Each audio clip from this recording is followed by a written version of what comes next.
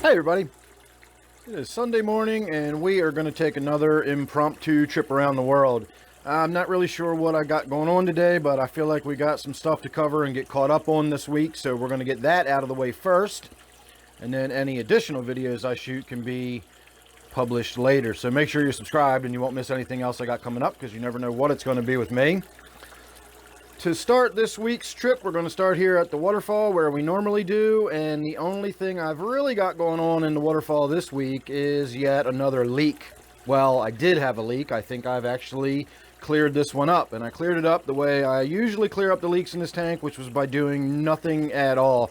The only time I had a leak where I ever really did anything about it was when I had a leak that I suspected was coming from this upper basin. This is actually a fairly deep basin up here, and I stripped everything out. I put a couple of tubes of silicone number 2 in there, and then I lined it with that really eyesore, ugly garbage bag liner as sort of a temporary fix.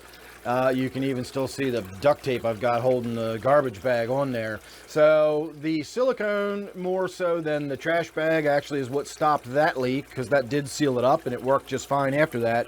But every other time I've just kind of let it go and ignored it, and it just sort of the holes kind of seal themselves, or they get gunk in them or whatever. It just stops leaking after a few days. So with this one, it actually got worse after I shot my initial video of it the other day, and I was really considering having to do something about it because it was really dripping quite a lot.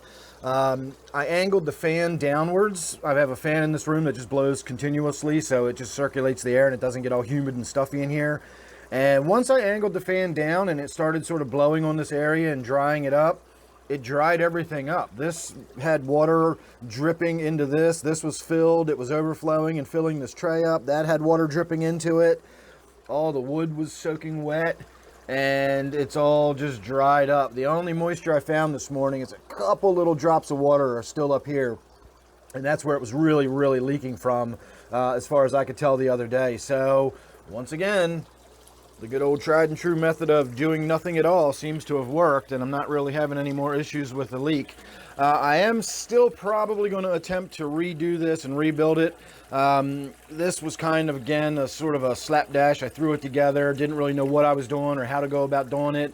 You start with a bad idea and then you make corrections to it and corrections to it and corrections to it. You end up with a product that may work, but it's not the best designed product, and that's what we've got here is a waterfall tank that I would never ever rebuild in the same fashion again. And for all the years I've had it, it's been fantastic. I've loved every minute of it, but I think it's time to actually start, upgrading this and making something a little more significant, even just changing it up a little bit. I don't know, we'll see, but this will probably be the summer that I most seriously consider doing that. As far as the fish go, I do have some in the other room that are going to be moving over into this tank within the next few days, but we're going to have to wait either until the update of that, or if you're one of my viewers that only watches these around the world updates, then you'll have to wait until the next update to see the new fish that I've added in this tank. But I've got some blue platies and I bought some orange wag platies to go with the blue ones here, and we're going to put a few of each of those in this tank eventually. Still have not seen my little bristlenose pleco that I put in this tank, but all the other fish that I put in this tank are still doing fine. I haven't lost any of my new fish, and all the original fish that were still in here, are still in here. They're still doing fine as well. Nothing really to talk about with the foot tank down here. Still have some shrimp going on in there. Still have my cherry barbs swimming around in there, a few guppies, and as always, nothing's really changed in that tank. So that's about all I can think of what's going on with the waterfall. I'm going to go ahead and get all these lights shut down, and it'll help reduce some of the glare on my other tanks. I always like the way this tank looks with that one light lit on it like that. So we'll get that turned off. And then, see, I told you this is going to be very impromptu. We're working around microphone stands and cameras, and I got air pumps sitting on the floor. I've got an old air pump that doesn't work anymore. We're going to be shooting a video talking about that if I ever get around to it, because I've always got 15 videos lined up in my head that we never get to, but we're trying. So, get my camera out of the way here, and we will look at my 29 miscellaneous. This tank could probably use a water change. At the very least, it could use a top off. You can see how much gap I've got between the top of the water and the top of the tank. I am not a fan of that. I like to have that water all the way up so that black line is not visible. You'll notice all my other tanks have the water level all the way up to the top like that, and this one does not. So we need to get in there and do a top off, or probably more realistically a full water change. The new fish I've put in this tank are still doing really well. I've got those Buenos Aires Tetras, which I think are awesome. I'm sorry, the Buenos Aires are in my Waterfall tank. These are the red-blue Colombian Tetras. You can see the one right there in front of the heater. See another one right there. And then this Angelfish that I wish would come out of that hiding a little bit. See if I splash my fingers around in the middle of the tank. That brings them out. A lot of times they think food's coming in.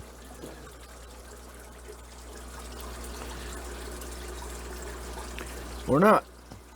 Anyway, the angelfish in this tank is doing really well, and it is a gorgeous angelfish. It's getting prettier and prettier the bigger it gets. I really wish it would come out and let us see what it looks like a little bit, but apparently it's just not going to cooperate. Let me try to put my hand over here and scare it a little bit. It is just not going to come out of that corner. Well, again, you'll have to subscribe, and that way you won't miss any more of the updates I've got whenever this angelfish decides to cooperate. But trust me, it's a looker. It's a really, really good looking angelfish. Otherwise, everything's just ticking over like a clock in this tank, like it always does. Not a whole lot going on in here. Moving on to my 55-gallon Gourami tank. I am now officially treating this tank with the ChemiClean. I've had the Airstone in there for a little while. I had enough ChemiClean from my last jar of it, or container of it, whatever you want to say. And I did an initial dose, and I just kind of left the Airstone in there while we waited. And now that I've got more of it, we have done another dose. And I don't see a whole lot of living cyanobacteria left in this tank, except for the tops of the Java Windelov here. You can see some of that darker green stuff is still alive. But everywhere else you look, all that stuff growing on the glass and all this stuff on the wood, by and large, that is mostly algae, not cyanobacteria, and I don't care about the algae. In fact, I like the way that algae looks. It's just this really dark green, more odd-looking growth that is the cyanobacteria in this tank that I'm still waiting to fully get rid of. You can see down here, it's already sort of gone. If you look on the rocks, there's no more dark green or anything. All that orange, rusty color that looked purple on camera. Most of that is gone. You can still see a little bit of it through the algae on the glass there at the end, but again, not too worried about stuff like that. It's just this dark green sheeting stuff that I don't want in the tank, and that's what I'm trying to take care of by doing this treatment. So far, so good. It's only been a couple days, so we'll have to wait and see how it goes. But if that's only been a couple days, then, you know, after another couple of treatments or another, you know, dose or two over the next few days, it's going to really wipe that stuff out, and we'll get this tank cleaned up looking good. So we are going to move some more equipment out of the way so I can get over here and we'll have a look at my 55-gallon tank.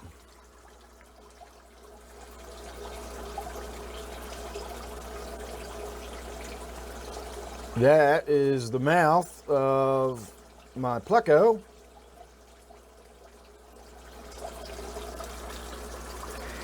And the only thing I've got going on in this tank is my angelfish down here the other day was in dire straits when I came down in the morning, and not the good kind of dire straits, the bad kind of dire straits, actual dire straits.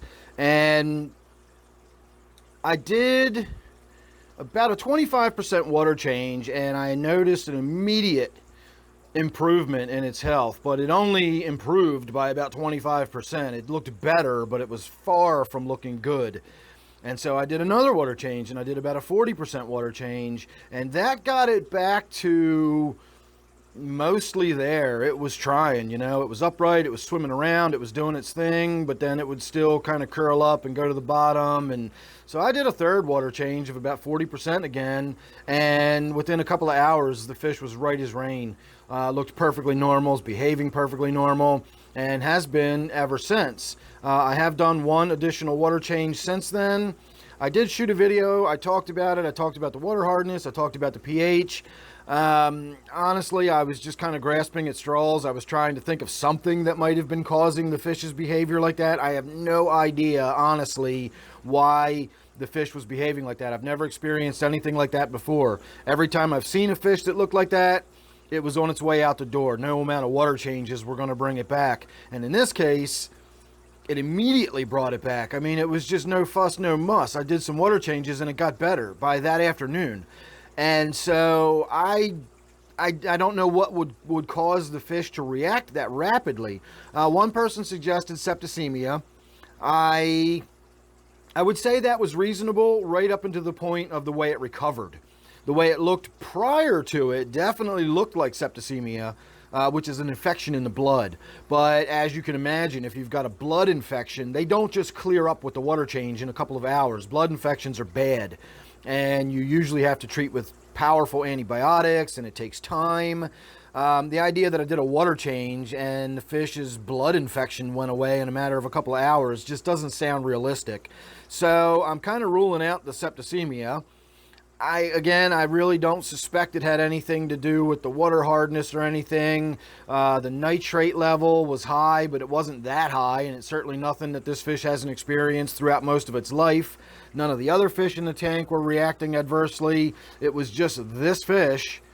It looked really bad, and a couple of water changes, and it was right as rain again. So I don't know. I'm still kind of baffled by that. We're going to probably talk more about that in another video. I considered maybe the idea that the cyanobacteria in here might be releasing toxins into the water, but again, if that's the case, why now? Why only that fish? Why have none of my other tanks ever experienced this phenomena?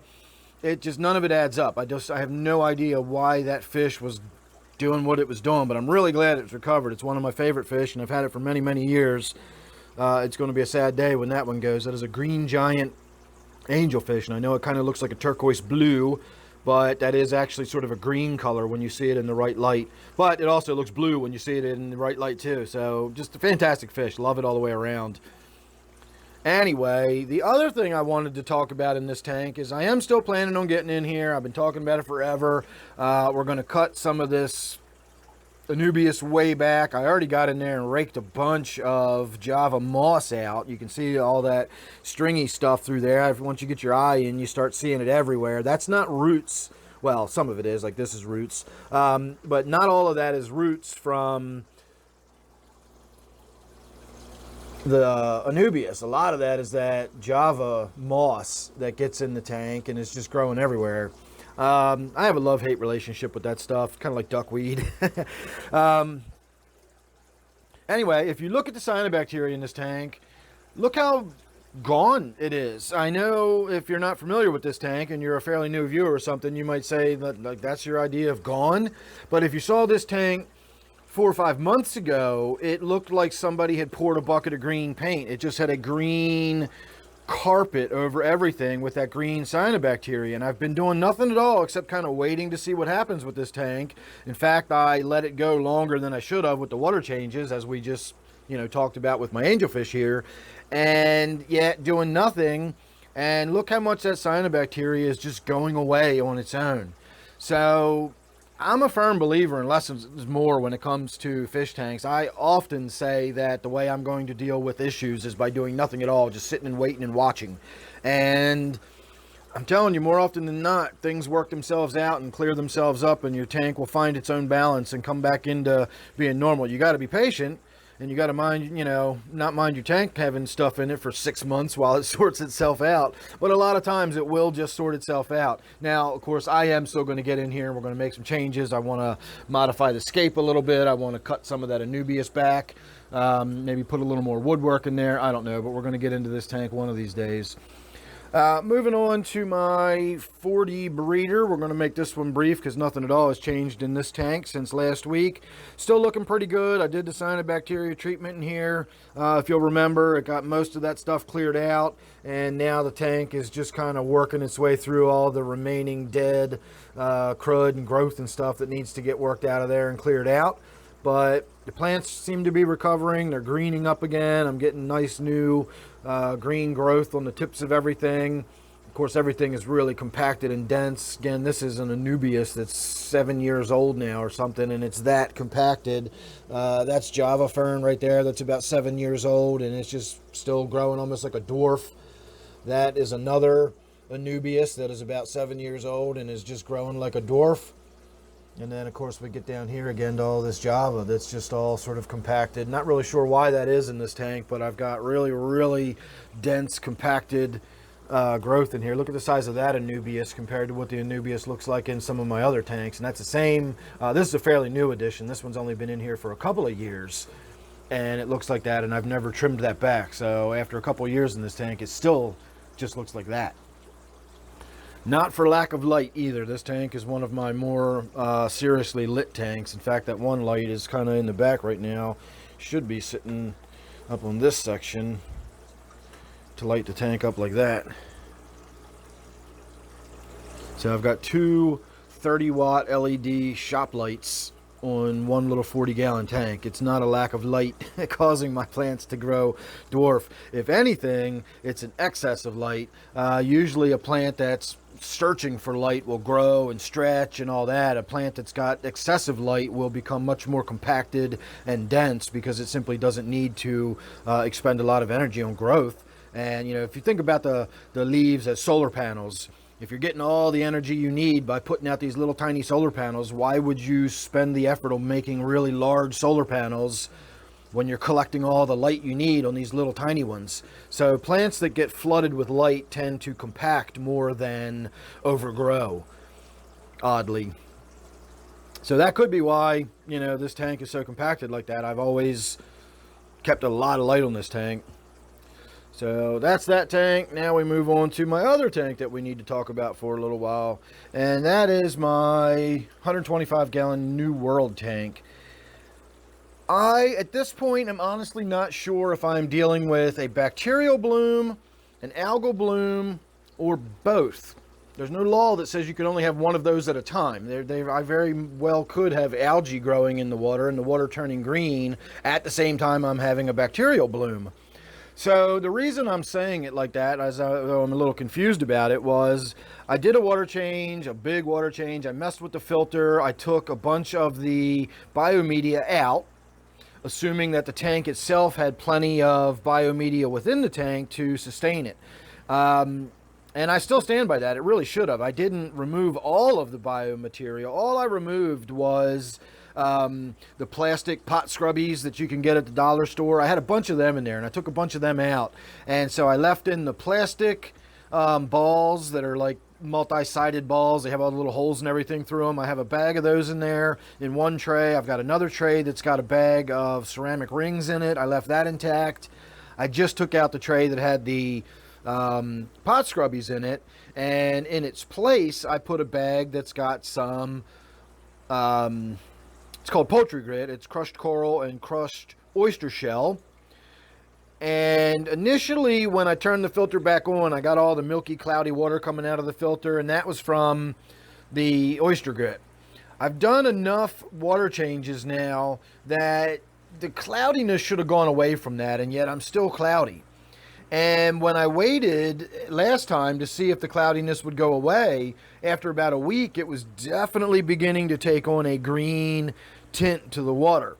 Now, you can kind of see here on the camera how we get that sort of almost looks like a green nebulous glow from the really bright light shining down on that. It doesn't look like that to my eye. It just looks like that because I've got my camera set to auto and it's doing its best to cope with multiple lighting situations at the same time, and we get that green sort of glowy fuzzy look.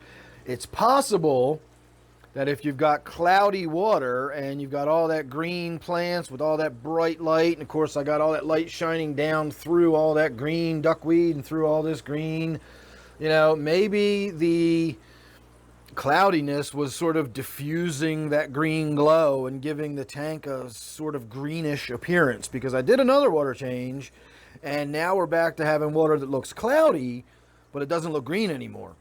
So I really don't think I could have cleared up an algae bloom that quickly, but if it was simply cloudy water, a water change would have really had pretty much the effect I'm having. So I think It's just cloudy water. But why is it cloudy is now the question.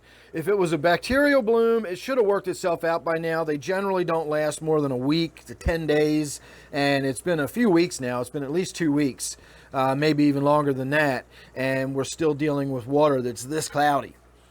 And I'm not sure why. I did another significant water change yesterday. I reduced it some more, and now I'm going to wait and watch, and we're going to see if it gets cloudier, or if it gets clearer, or if it just kind of stays the same. And if it is really just sort of cloudiness from the crushed coral that went in there, that doesn't go away by the filter. It doesn't settle down out of the water. It's like putting talcum powder in the water, except the stuff that makes it the water look milky, like that's even finer than talcum powder. It doesn't settle out of the water. It just doesn't. It stays cloudy until you remove it.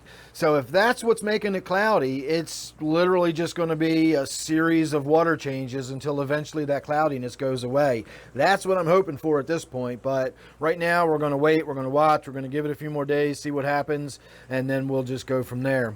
So that's what's going on with my 125. Oh, and I did take the one last Notropis species in there. A lot of people mistook that for a Siamese algae eater. It was the little minnow that was about a quarter of the size of these minnows and had a little black stripe down its side. That was a Notropis species. I'm not exactly sure what species it was, but it was some type of Notropis minnow that we have around here locally, and it was the last one in the tank. And so I was able to finally catch that the other day, and I moved it and I put it in this tank, which we're not going to spend a lot of time looking at today because it really looks kind of rough. And I think today's project is going to be to get in here and do something with this. But if you see right there, that's one of my little Gambusia. And if you see how small that is, you can see that that's one of the Gambusia fry that was in this tank that is now starting to grow out. And I saw several Gambusia fry in here the other day. So I definitely have those mosquito fish, those Gambusia. I heard somebody pronounce it the other day. They called it Gambusia, almost like ambrosia. So I don't know if it's Gambusia or Gambusia. I've always said Gambusia. So they're mosquito fish, and they are sort of like wild guppies. They're closely related to guppies, and breeding them is not like some huge accomplishment. It's about as challenging as breeding guppies. But I have kept these in captivity in the past, and I've never had them breed in my tank before, so I'm just kind of excited about that. So somewhere in there, since I have not yet found it on the floor, is that little Notropis minnow. I put it in this tank. I know it's still by itself technically, but being in there with all of those little mosquito fish is a lot more of a natural environment for it than being in a tank with much more large predatory fish that clearly had it stressed out all the time. And lastly, I will say about this tank that somewhere in there is my crayfish. I don't see it once again, but as of last night, it was still in there. It was still doing well, looking good. Its claws are getting a really nice dark blue, purpley sort of look to them. It's getting nice and big after that last molt. It really developed some nice size to it. And I do not even see an antennae or a claw sticking out anywhere, so it is simply not going to cooperate again today. I will be doing a video on this tank when I do the water change. I get in here and get it all cleaned up and everything. We'll be shooting some more video on that, so again, subscribe, you won't miss that. Getting on to my 125-gallon tank. We got to walk over here to get a good look at it, but I want to stop first and show you my two Siamese algae eaters. They are a new addition to this tank, and that's mainly what we're going to be talking about. And there goes the shark, which is exactly what we're going to be talking about. Yesterday, I shot a video about this tank, and I specifically shot a video about the addition of those Siamese algae eaters and the aggression of my rainbow shark. Rainbow sharks, like the red-tailed sharks, will generally be aggressive towards other fish that are similar in size, shape, or color. So if you've got sort of a long, slender, narrow fish like my Siamese algae eaters, that is a perfect example of the kind of fish that a red tail or a rainbow shark will be really aggressive towards and will relentlessly chase around the tank. So I know we're not really seeing a lot of good examples of it at the moment, but I'm going to be keeping my eye on this. I know a lot of people said that I really need to get in there immediately and get those fish out of there because they're being harassed and it's going to kill them. It's, you know, it's not going to kill them in a matter of a couple of days. I don't think they're not being harassed that badly. I did start watching it for a little while this morning, and I saw several occasions where the shark swam up to the, you know, or swam very close within range of the algae eaters and just kind of gave the fish equivalent of a shrug and swam off in the other direction and didn't seem to bother them. The Siamese algae eaters themselves have gone from constantly being on high alert. You can, you know, by the way they're positioning themselves in the tank and their behavior, you can tell they were very stressed out.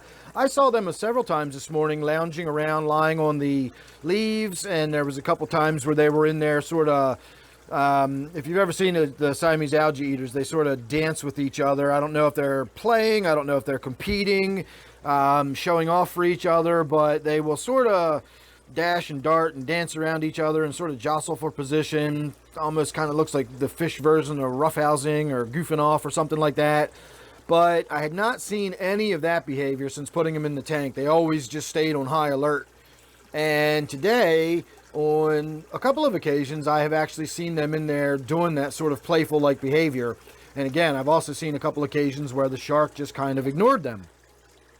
So these fish are not under constant harassment and stress. It's a lot, and it's untenable at the level that it is now. In other words, if it's going to stay at this level, you know, all long term, then I can't do that. What I'm hoping is over the next few days, the shark is going to sort of feel satisfied that he's put those other newcomers in their place and they know who the boss is, and he's going to get kind of used to them being in the tank, and the aggression will subside. I'm not ever expecting the aggression to go away, but the Siamese algae eaters aren't made out of crystal either. I mean, they're, you know, if they get chased around the tank from time to time, that's not going to kill them. But constant, you know, endless harassment, and the shark can be physically aggressive too. It can actually strike the fish in their sides and stuff and actually physically cause injury. I haven't seen that yet, but that could be just because the Siamese algae eaters have been fast enough to evade, you know, that kind of attack yet. I don't know, but I am keeping my eye on it. We are just giving it a few days. I'm not going to leave them in there for any kind of long term. If the aggression doesn't settle down here in fairly short order, we will be doing something about it. So, you know, just everybody relax a little bit. We're not going to be in here panicking, but we're also not going to be ignoring these fish's plight either. See, you can see right now it's just chilling out. It's lying on the leaf, totally relaxed. I've seen that behavior quite a bit this morning already, so I think we're okay, but not out of the woods yet. We're going to wait and see. Moving on to my 20-gallon Angelfish tank, another tank that needs at least the glass wiped down. I did a water change on this tank not too long ago.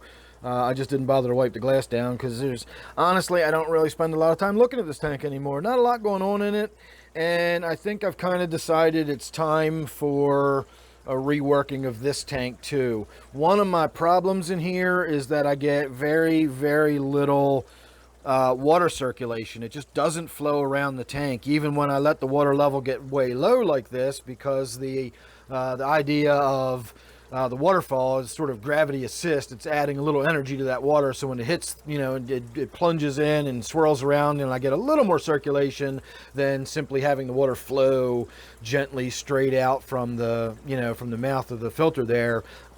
I get almost no circulation from that. So this gives me a little more circulation, but I still just get so little in this tank that it just makes it ripe for, I get mulm that builds up in here. I did get on top of that cyanobacteria for the most part, but I do have some weird stuff growing back in there. I can't tell if that's cyanobacteria growing back or if it's algae. It's not really a sheet. It's more like fuzzy, loose stuff. If you touch it, it just breaks loose and swirls around in the water like that. So that, to me, does not look like cyanobacteria at all. And that is also the stuff that's sort of getting on the bottom. I got in there and I did a gravel vac recently, and you can see how easily that stuff broke loose and how light and fluffy it is in the water. I was able to remove a lot of it with a simple siphon. So again, don't think I'm getting the cyanobacteria coming back in this tank, but I got another weird something. I mean, there's probably about 1 million species of algae out there, so who knows? It's probably just another weird species of algae that I got growing in this tank. But I would suspect that a lack of circulation is what allows that stuff to thrive. I mean, you saw how light and fluffy and how that just drifted through the water. Imagine if there was a little bit of current moving the water around this tank. That stuff would never have a chance to pile up like that. I mean, again, you see where I touched the piece of wood, it's just completely clear. It's not like the stuff's even growing on the wood. It's just like it's settled on the wood like dust. Let's see what it does when we look at this. Yeah, see, it's literally, I could just knock it off. It's just settled on the surface like dust. Now that is probably some of the cyanobacteria starting to grow back. You can see how that's a little more growing like sheets. So yeah, that's probably some of that cyanobacteria starting to grow back. Goody. All right, now I don't know what to do with what's on my hand here. All right, for once in my water or around the world updates, I'm gonna put you on pause here for a moment. All right, I'm back. Just had to go in the other room, get a paper towel to wipe my hand down. And so I think we're gonna get in here at some point and just revamp this tank. It definitely needs new stock. All it's got is the angelfish. It's got one female cherry barb, and it's got one clown pleco that lives in the cave on the bottom, and we rarely even see that one. So I think I'm going to remove a lot of that java. I might even remove the java altogether, restack the rocks in there a little bit, and I am considering putting a small power head in this tank too, just to give it some more circulation, or possibly buying a filter that's geared for a larger tank. This one claims that it's for a 40-gallon tank, but I'm not sure this actually is the size for a 40. It might be a 20, and I've got the wrong lid on it. I don't know if they're universal size. Once you get into this larger size filter, I think all the lids kind of interchange with each other. So this could be a 20-gallon filter, and I've just got that 40-gallon whisper lid on there, but that seems like a pretty low flow for being a 40-gallon tank. And that's turning the flow all the way down. These do have an adjustable flow on them. So that's minimum flow. And what I had it set at was maximum full flow. And again, that just seems like not a lot of flow for a 40-gallon filter. And it's not like it's clogged. I'm not getting any flow back or anything. It's not backing up in there. It's just, that's it. So maybe try a bigger filter, or possibly put a power head in there. I don't know, but we're going to be working on this tank in the very near future too, I hope. These are my new fish that are going to be going, at least some of these are going to be going in the Waterfall tank. I don't know where they're all going to go, but I think I might put 1 or 2 in my office tank. I think that would add a little splash of color, because right now all I have in there is that Episto, and I've got some guppies swimming around in there. I do have a clown pleco in the bottom of that tank as well, but we never see that one either. All we really see is the guppies swimming around. So having these nice bright orange fish in there, and probably a couple of those blue ones too. The blue ones are in a tank in the other room, so we're not going to get to see them today. And, you know, just add a little bit of color to my office tank, so we're probably just going to go ahead and go with that. So again, not a lot going on there, just some fish in the quarantine, and I'm banging into my cameras and recording equipment again, so let's get that out of the way. All right, my brackish tank that is no longer brackish. Turn that front light on. I really need to get in here and do a water change. I know I said that last update. I have not gotten in here and done a water change since. It's still pretty much the same old tank.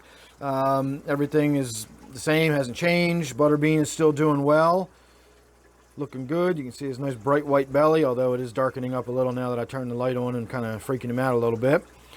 But he's still doing really well. If we can get a good enough look at him, you can see where those white lesions that he used to have all over his skin are all but gone.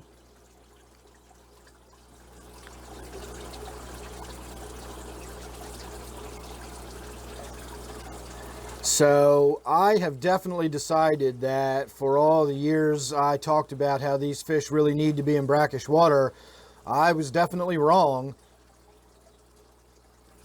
Now, do they need to be in brackish water sometimes and then have it mixed up? Or, you know, if I keep it in fresh water consistently, will I run into issues then?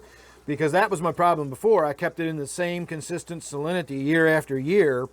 And after several years of it, its skin was getting worse and worse and worse. And eventually, when I started reducing the salinity and brought it down to just below the level of brackish, all of those little white lesions and skin marks and everything started clearing up. You can see one on his left side, just behind his pectoral fin. I did notice he's got one of those little white marks right there. But that was it. All the other ones seem like they've just completely cleared up. So right now the specific gravity in this tank is 1.002 or thereabouts. We are definitely under the specific gravity of what would be considered brackish water at this point, but I do still have marine salts in there.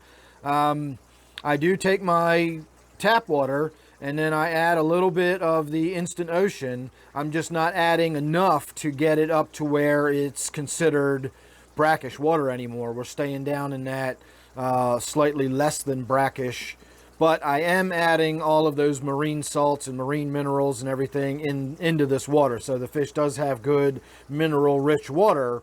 It's just not as mineral rich as it was for all those years prior. The other thing I will say is that my guppy or endler or whatever population they are has expanded. I threw 8 in here originally.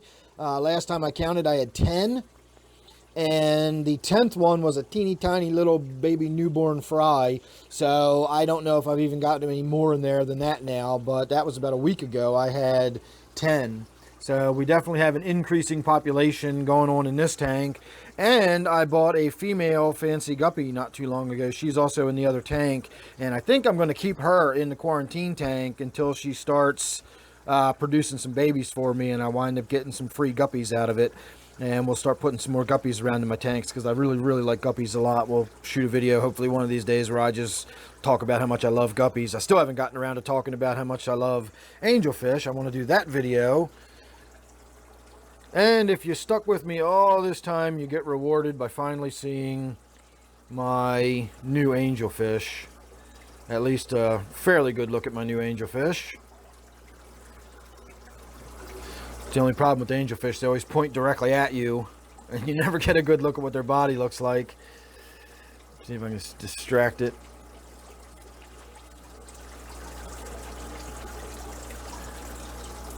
Well, you get the idea. It's sort of gray and smoky and silvery at the same time. It's got those beautiful smoky colored fins, and right around its cheek patches it's got some hints of blue that I think are going to develop over time. And by the time this fish is full grown, it's going to be gorgeous. I'm really excited about watching this one grow up. All right, everybody. I'm going to say thanks for sticking with me if you're still here after all this time. I'm going to move my equipment out of the way once again. And I'm going to say thanks again for watching. Make sure you're subscribed. Don't forget this one here is my 29 miscellaneous tank. I will see you real soon in the next one.